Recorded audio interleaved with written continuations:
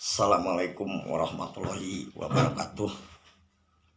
Jumpa lagi di malam yang sunyi dan tenang dan bahagia ini, karena bisa menyukuri rezeki yang sangat besar adalah mencintai dan mengingat yang maha kuasa ya. Dan semoga kita diberikan kesehatan, panjang umur, bermanfaat hidup ini, dan manfaatnya untuk kita semua selaku manusia di dunia ini harus mengingat ke depan ya. Insya Allah kita yakin ke depannya akan lebih yang jelek lebih bagus, yang bagus lebih bagus, khususnya untuk diri kita, umumnya untuk orang lain. Jadi paling bagus itu adalah peningkatan diri kita ya. Jangan mengukur yang lain, karena beda-beda itu adalah bukan satu kejelekan tapi satu kebagusan, karena dari perbedaan sama-sama pengen maju, sama-sama pengen sukses dunia maupun akhirat. Mari ngopi dulu. Bismillahirrahmanirrahim.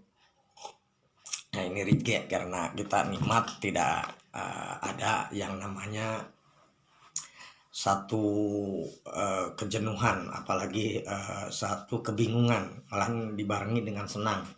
Kenapa senang? Jam 1 lebih malam ini senang saya nggak tidur sampai pagi setiap malam ya. Karena menyukuri, apalagi mengenang masa dulu ya. Saya juga mengingatkan untuk di akhir zaman orang itu secara bagusnya melihat yang lain gitu ya. Misalnya kita punya keluarga ibu, yang dilihat yang lain, ibu lain gitu ya, ulama lain segala macam. Jadi tolonglah barokah semua pun sama, tapi ada yang kelebihannya kalau dari ibumu, karena ibu adalah dunia wal akhirat, karena akan ada kita tanpa orang tua, terutama ibu yang mengandung 9 bulan itu. Ada istilah sebulan herang, bulan kumambang, 3 bulan kumulung, 4 bulan pangisi putih, 5 bulan mirupa, 6 bulan tupak di Bali, 7 bulan kolot kahanap, 8 bulan siram medap berai, rahayuna berkah selamat ke anaknya maupun ke ibu. Tapi diutamakan ibu adalah anak yang minta selamat. Itulah perjuangan seorang ibu untuk anak-anaknya.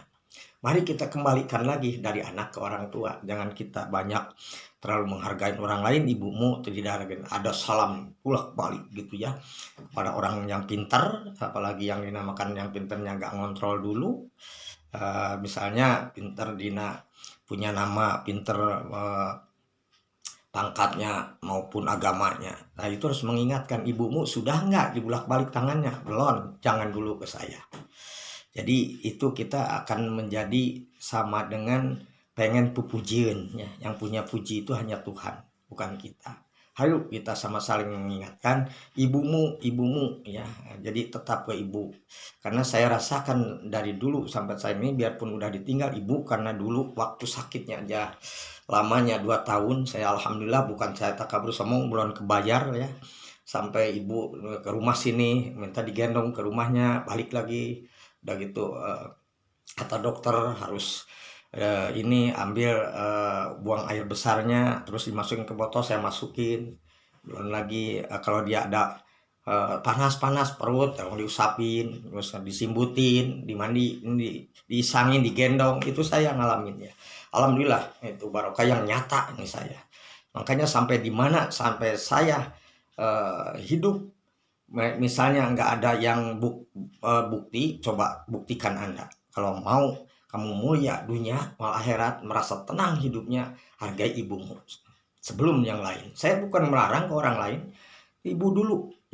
Jangan sampai disuruh ibu marah, begitu disuruh sama orang lain sok rajin, sok pinter, sok dermawan. Ibu sendiri malahan disuruh-suruh, itu yang gak perbolehkan. Apalagi kita belum bisa membalas budi ya. Makanya di akhir zaman salah gitu ya, banyak salah karena saking canggihnya, jadi dia lihatnya keluar, nggak di dalam keluarga kita.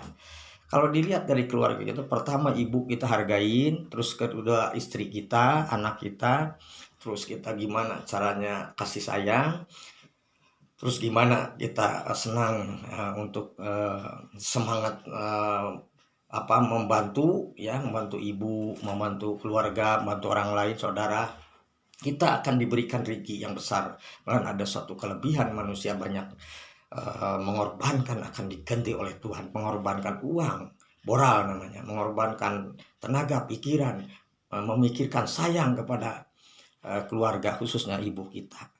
Insya Allah gitu ya, biarpun ibu meninggal, saya dua marhum udah 10 tahun lah ditinggal, 20 tahun ditinggal ibu, karena saya pertama nikah baru punya anak dua, anak kecil-kecil, itu saya masih hidup dalam sengsara karena saya nggak punya pekerjaan, karena SD pun tidak tamat. Sekarang alhamdulillah saya udah terangkat oleh Allah, karena saya sering gitu ya, ada yang bantu dari ibu-ibunya, ada bapak-bapak yang senang karena dikirim oleh Allah melalui pembalasan ya, namanya barokah dari ibu ya, bangun rumah. Akhirnya saya kenal dengan bapak-bapaknya, karena saya dulu ditinggal kecil juga udah tinggal bapak, ngurus bapak tiri. Ini sejarah saya.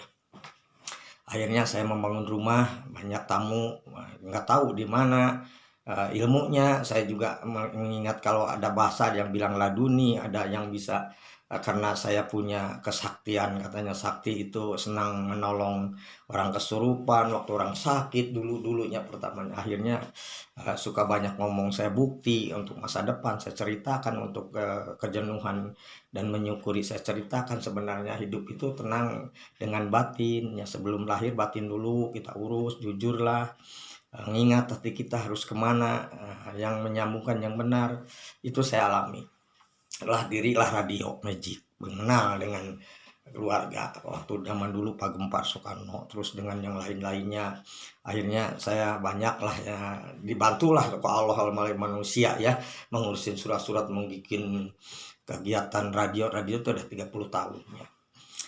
Radionya Magic FM lagi, itu pun dari ilham ya. Ilham teh saya pengen punya radio Magic itu kayak menyambung, padahal nama itu jelek karena Magic itu sihir segala macam, tapi saya yakin nggak ada ilmu sihir.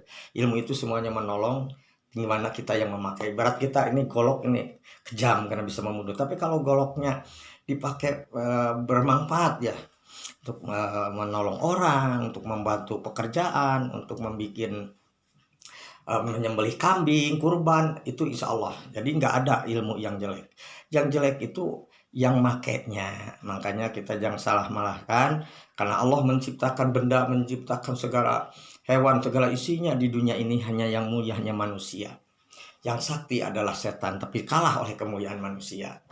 Makanya banyak orang yang kebelit ya, bodohin bahwa hidup itu yang kuat itu adalah kejayaan, kedugalan. Yang kuat itu ilmu, kerayuan, keselamatan ya, kasih sayang, dan kita menolong orang. Insya Allah Allah juga menolong kita, gantinya dengan orang yang lain.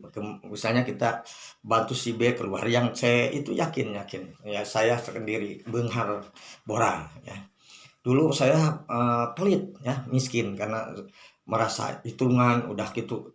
Kepada ibu juga saya merasa melawan, akhirnya timbullah mungkin teguran atau ujiannya. Nah, alhamdulillah yang jelasnya saya berubah sebelum ibu meninggal. Saya alhamdulillah, saya ceritanya panjang, makanya dibilang kayak orang gila dulu, tapi tidak gila, benar-benar ternyata, karena hidup saya tidak punya pendidikan, tidak punya terlalu tinggi agamanya, hanya sekadar ngaji kalong gitu ya, santri malam pulang gitu ya. Terus juga ilmunya dulunya ilmu yang dinamakan waktu zaman Pak Harto, kan masih ada ilmu namanya jualan, ada jeger gitu ya, kita harus berguru gitu. Itu sejarahnya dari kejelekan, tapi kata ibu, berilmu, apapun kamu senangnya berilmu. Makanya saya dibilang waktu dulu bandel. Makanya kalau anak bandel itu ada tanda-tanda maju ke depannya. Bandel itu bukan berarti jelek, bawong, bukan. Bandel itu jadi nggak mungkin ke Uber, dia nguber gitu ya. Jadi kelebihan gitu ya bandel. Makanya harus bisa memisahkan antara benar dan salah, biarpun sama intinya. Misalnya kata-kata kami, saya, itu sebenarnya kata-kata itu sama tapi beda. Kami itu untuk umum, saya itu untuk saya sendiri. Jadi kalau mau bertanya jangan dibilang berdukun, karena kita bisa bertanya tentang gimana nih solusi rumah tangga, gimana nih hari nafsu saya, gimana ini namanya perekonomian, gimana caranya kita jangan menjauhkan dengan ketenangan, kita harus banyak beribadah kepada Tuhan, kan ada yang harus nanya, itu namanya dukun. Kalau kita menanyakan tentang bab agama, bab harta, terus kita gimana caranya putus asa biar hilang keputusannya, karena keputusan itu adalah goib yang kelima, yang bunuh diri ya. Bunuh diri malas, jadi bawahnya nggak mau beban, saya bunuh aja gitu, bunuh diri saja, kan gitu. Namanya hati-hati. Jadi banyak bisikan itu ke dalam hati, perasaan, bukan bisikan ke telinga. Saya yang ngalamin ngobrol itu dengan batin, dengan goib, dengan hati, sampai banyak yang ngajak ini, ngajak yang ini, jadi ada yang benar, yang ngajak yang salah. Tapi saya dibarengi dengan logika akal sehat, namanya kemuliaan. Hilanglah itu yang dinamakan yang bawa-bawa nggak benar. Harta karun juga saya gali di sana sini, padahal harta karun itu ada yang mengajak benar, gali itu di tanah, kita tanamin pohonnya atau jadikan buahnya, kita ambil jual, baru jadi harta. Simple ini ya, karena panjang ceritanya. Dua, ilmu wali itu sedikit cukup, banyak sih. Kalau sekarang kayaknya kurang, kalau kecuali udah tua ya. Kalau masih muda kayaknya pengennya gede, itu wajar, normal. Karena manusia itu jujur lah, kita butuh harta yang gede, yang gampang, yang mudah, yang halal, itu normal ya.